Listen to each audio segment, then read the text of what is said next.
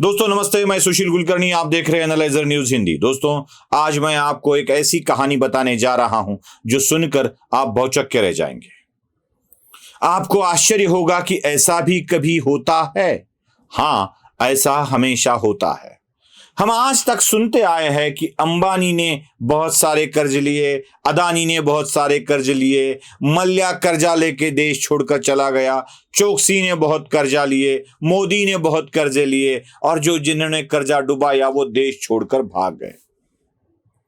इसे देश की लूट कहा जाता है कुछ लोगों द्वारा, लेकिन मैं ऐसे लूट की कहानी आपको बता रहा हूं कि जो आपका आंखें, मुंह सब का सब खुला रह जाएगा, सब का सब खुला रह जाएगा। ये ऐसी लूट होती आई है। उदाहरण के तौर पे मैं खुद का पहले उदाहरण देता हूं और बाद में उस कहानी की तरफ दौड़ता हूं। दोस्तों, मैंने एक कंपनी में नौकरी करने के लिए, संपादक के तौर पे नौकरी करने के लिए अपना पैन कार्ड, आधार कार्ड एक कंपनी को दिया था। एक साल बाद मेरी उनसे नहीं बनी, उनकी मुझसे नहीं बनी, मुझे जॉब छोड़ना पड़ा। और ठीक उसके 1-1.5 साल बाद मुझे एक बैंक से नोटिस आया, फेडरल बैंक से, और कहा कि आपके ऊपर 50 लाख का कर्जा है, तुरंत दे दिया जाए। आज भी नोटिस मेरे पास पड़ी हुई है। फेडरल बैंक ने कहा कि 50 लाख आप तुरंत अदा करो, अन्यथा आपके ऊपर कार्रवाई की जाएगी। मैं दौड़ा बैंक की तरफ, बोला कि भाई आपने मुझे कर्जा दिया है, किस अकाउंट में ट्रांसफर किया है, जरा बता दे।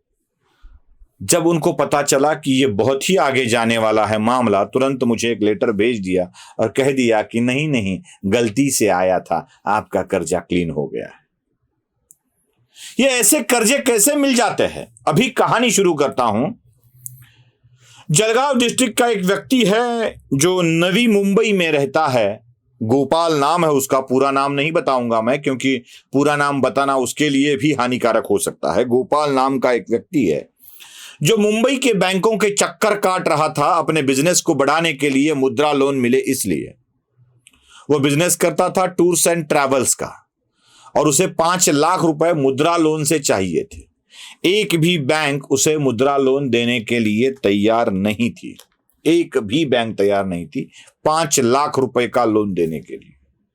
चक्कर काटता गया, नवी मुंबई में हर एक से मिला और उसे कहीं पर भी यश हाथ नहीं आया। यहां तक कि उसका एक्सिस बैंक में अकाउंट था, HDFC में अकाउंट था, L&T फाइनेंशियल में अकाउंट था, लेकिन बिजनेसमैन होने के कारण उसे लोन कहीं नहीं मिल रहा था।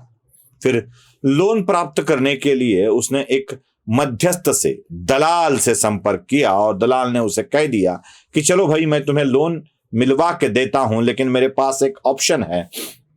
ऑप्शन यह है कि एक नवी मुंबई में ही एक फ्लैट है, एक व्यक्ति ने इन्वेस्टमेंट के तौर पर ले रखा है, उसके फ्लैट की कीमत अभी सही नहीं मिल रही है, उसे पैसे चाहिए, बैंक उसे उस पर लोन देने के लिए तैयार है, लेकिन शर्त यह है कि तुम्हें वो फ्लैट खरीदना पड़ेगा। वो फ्लैट खरीदोगे तो तुम्हें भी पैसे मिल जाएंगे, उस व्यक्ति को भी पैसे मिल जाएंगे, बाद में हम उस लोन को चुकता कर देंगे, तुम्हें तुम्हारे पैसे तुम्हारे हाथ आ जाएंगे। उसने कहा मुझे 5 लाख नहीं मिल रहा है, 50-60 लाख लोन कहां से लूंगा मैं, कौन देगा मुझे? उसकी चिंता करने की जरूरत नहीं है तुम्हें, वो भी लोन तुम्हें हम मिलवा के देंगे। फिर दोस्तों शुरू हो जाता है खेल। जो नवी मुंबई में अपने गांव से आकर, मैं कागज निकाल रहा हूं, नवी मुंबई में अपने गांव से आकर बिजनेस करने के लिए 5 लाख रुपए का लोन मांग रहा था, उसे अचानक से एक लोन मिल जाता है, एक नौकरी मिल जाती है, और वो इस कंपनी की नौकरी मिल जाती है। अलग अलग महीने के मेरे पास उसके सैलरी स्लिप है। चलो सैलरी स्लिप तो हो गई, एक कंपनी ने कह दिया कि हम आपको जॉब देते हैं, जॉब दे भी दी। अब जॉब दे दी है तो उसको सैलरी भी मिलनी चाहिए, जॉब है तो। चलो उसकी सैलरी भी उसको मिल गई। मैं आपको उस बैंक का स्टेटमेंट भी दिखाता हूं। अनुरोध यह है कि यहां से आपको बैंक का नाम नहीं दिखेगा। जब इसको आप स्क्रीन पे देखोगे तो बैंक का नाम जरा आपको मैं जर्क करके दिखाऊंगा, क्योंकि किसी बैंक को मैं बदनाम नहीं करना चाहता हूं। जिसके ऊपर उसकी मंथली सैलरी उस दिखने लगी, मतलब 4/10/21 को उसको सैलरी मिली 2,85,750 रुपए सैलरी। जो 5 लाख लोन के लिए दौड़ रहा था उसको सैलरी मिली और स्टेटमेंट में दिख रहा है। बाद में 2/11 की सैलरी उसकी दिख रही है 2,89,200। ऐसी सैलरी उसको मिलती गई। 5/12 को 2,71,660, फिर 4/1 को 2,74,120। ऐसी इस स्टेटमेंट में सैलरी मिलती गई। देखो ये एक स्टेटमेंट है, उसी बैंक का और एक स्टेटमेंट मेरे पास है, उसी बैंक का तीसरा स्टेटमेंट भी मेरे पास है। ये स्टेटमेंट उसके पास आ गए। अब ये सैलरी स्लिप और ये बैंक का स्टेटमेंट गया एक बैंक में। अब सिर्फ स्टेटमेंट और सैलरी स्लिप से कुछ नहीं होता है, तो एक एनओसी लगती है बिल्डर की तरफ से। एक एनओसी भी बनाई गई, जिसे बिल्डिंग का एक फ्लैट बेचने के लिए एनओसी दी गई, वो भी आपको स्क्रीन पर दिख जाएगी। अब ये 3 डॉक्यूमेंट तो हो गए। अब बात आती है इन 3 डॉक्यूमेंट के वेरिफिकेशन की। जब उसको जॉब मिल गया है, वेरिफिकेशन हो गया है, तो लोन मिलने में क्या दिक्कत हो सकती है, उसे लोन भी मिल गया। अब लोन मिलने के बाद पहले 6 महीने वो लोन चुकाया गया। बाद में जरा थोड़ा सा और रुकिए, एक मजा दिखा गम्मत, एक बहुत ही इंटरेस्टिंग चीज मैं आपको दिखाता हूं। और इंटरेस्टिंग चीज ये है कि उसके ऊपर ये और एक लोन चढ़ाया गया, जो लोन था व्हीकल लोन, मतलब उसने और एक गाड़ी ले ली। साथ ही साथ उस बिल्डर को उसने पैसे दिए हैं, बिल्डर को नहीं, जिसका फ्लैट था उसको पैसे दिए हैं। अब ये एनओसी थी, बिल्डर ने फ्लैट ओनर को एनओसी दे दी बेचने के लिए। अब लोन तो मिलेगा, लेकिन लोन के साथ साथ कुछ डाउन पेमेंट भी देना पड़ेगा। तो 30 लाख का डाउन पेमेंट एक बैंक से दिया गया है। इसमें सीधा सीधा आपको 21/2/22 को उसने पैसे दिए, चेक थ्रू 1 2 3 4 ऐसा चेक नंबर भी दिया है। 5-5 लाख रुपए 6 चेक दिए, ऐसा दिखाया गया है। रिसिप्ट बन गई है, सब कुछ बन गया है। एक बैंक में अकाउंट खोला गया, ना उसमें पैसे डाले गए, ना उससे चेक लिया गया, कुछ भी किया गया। बस ये करते गए। वेरिफिकेशन हो गया, और वेरिफिकेशन होने के बाद मेरे मन में सवाल आया कि क्यों उस व्यक्ति को पीएमओ में, रिजर्व बैंक ऑफ इंडिया में या अन्य जगह कंप्लेंट करने की इच्छा हुई। इसलिए इच्छा हुई दोस्तों कि मैंने जो आपको डॉक्यूमेंट दिखाए हैं वो दिखते तो असली है, लेकिन सारे के सारे फर्जी है। ना उसने स्टैंडर्ड बैंक से किसी को पैसे दिए, ना किसी का डाउन पेमेंट दिया, कुछ भी नहीं किया, बस रिकॉर्ड बनाया गया। ये जो आप एनओसी देख रहे हैं, ये एनओसी उस बिल्डर ने नहीं दी है, ये बिल्कुल नकली एनओसी है। ये नकली एनओसी भी बनाई गई, बैंक में दी गई। ये जो बैंक का स्टेटमेंट आप देख रहे हैं, ये भी ओरिजिनल नहीं है, बस उसके ओरिजिनल स्टेटमेंट के साथ छेड़छाड़ करके एक डुप्लीकेट स्टेटमेंट बनवा लिया, जिसमें इस कंपनी के सैलरी आई है ऐसा दिखाया गया। अब लूट कहां है ये बताता हूं मैं आपको। ये स्टेटमेंट, ये सारी चीजें तो कोई ना कोई नकली बनवा सकता है। बहुत आसान है, एक्सेल में बनवा सकते हो आप, फोटोशॉप करके बनवा सकते हो, कोरल में बनवा सकते हो, कहीं भी बनवा सकते हो। एक डुप्लीकेट जॉब भी दिखा सकते हो, एंट्री भी दिखा सकते हो, सब कुछ कर सकते हो। लेकिन जब बैंक के पास ये वेरिफिकेशन के लिए जाता है, तो वेरिफिकेशन तो नकली नहीं हो सकता। ये सब डॉक्यूमेंट वेरीफाइड कैसे बन जाते हैं? पूरा का पूरा है, ओरिजिनल भी स्टेटमेंट्स है और डुप्लीकेट भी स्टेटमेंट्स है मेरे पास।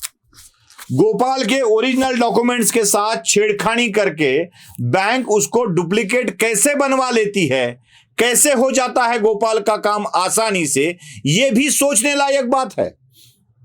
हम बिल्कुल नहीं सोचेंगे उसमें ना।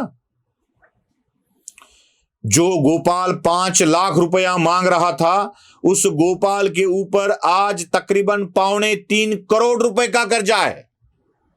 3.25 करोड़, जिसे 5 लाख भी देने से बैंक मना कर रही थी, 5 लाख भी। उसके नाम पे 2 आलीशान कार है, स्कोडा रैपिड है उसके नाम पे, BMW ली गई है, बस ले लेते हैं। एक कार लोन का किस्सा तो इतना अच्छा है कि स्कोडा रैपिड लेने के लिए 8 लाख का लोन दे दिया गया। 8 लाख लोन के 6 किस्त अदा किए गए और 6 किस्त के बाद किस्त की अदायगी बंद कर दी गई और उसके बाद बैंक इसके लिए बैठ गया कि चलो सेटलमेंट कर देते हैं। यह तय हुआ आपस में कि 5 लाख में सेटलमेंट कर देते हैं। मतलब 8 लाख का कर्जा रहा होगा तो कम से कम उसको 14-15 हजार रुपए का इंस्टॉलमेंट आता होगा। 14-15 हजार का इंस्टॉलमेंट 6 महीने भी भरा होगा तो 1 लाख रुपए गए होंगे, 6-7 लाख रुपए बचे होंगे, तो 5 लाख रुपए में उसको सेटल करने की बात की गई। सेटल करने की बात जब 5 लाख में तय हो जाती है तो सेटल करने वाला उसको बैंक वाला अधिकारी 3.5 लाख में सेटल कर देता है। 1.5 गए कहां, यह भी सवाल मन में उठता है। ये जो लोन वाली मामला चल रहा है ना, ये करोड़ों की लूट चल रही है, करोड़ों की लूट। हम अड़े हैं अदानी पर और ऐसे छोटे छोटे मल्ल्या, छोटे छोटे चौकसी करोड़ों रुपयों को बैंक को लूट रहे हैं और ना कोई उसमें देखने वाला है, ना कोई इसकी तफ्तीश करने वाला। यह गोपाल नाम का लड़का पुलिस के पास गया तो पुलिस ने उसको कह दिया कि तूने सिग्नेचर किए हैं। अब इसने किए हैं कि नहीं किए हैं, यह वाला तफ्तीश वाला मामला है, इंक्वायरी वाला मामला है। लेकिन किसी ने नहीं माना कि उसने सिग्नेचर नहीं किए हैं, तूने किए हैं, तू इस फ्रॉड में शामिल है। वो कह रहा है कि मैंने इसको डॉक्यूमेंट दिए, ये डॉक्यूमेंट से मेरे ऊपर कर्जा चढ़ाया गया, 3.25 करोड़ रुपए है, ये सारे फॉल्स डॉक्यूमेंट है, ये मेरे नहीं है, लेकिन इसकी इंक्वायरी कोई नहीं कर रहा है। मतलब साफ है, सारे के सारे मिले हुए हैं और मिलकर इस देश को, इन बैंकों को, आम आदमी के पैसों को लूट रहे हैं। आपको क्या लगता है कमेंट बॉक्स में जरूर बताइएगा। और जाते जाते एक विनती है, हिंदी के सब्सक्राइबर की संख्या बढ़नी चाहिए। सिल्वर बटन तो बनता है ना दोस्तों, इतना आपके साथ रोज बोलने के बाद, तो जल्द से जल्द 1 लाख करने के लिए आप भी कोशिश करिए। नमस्ते।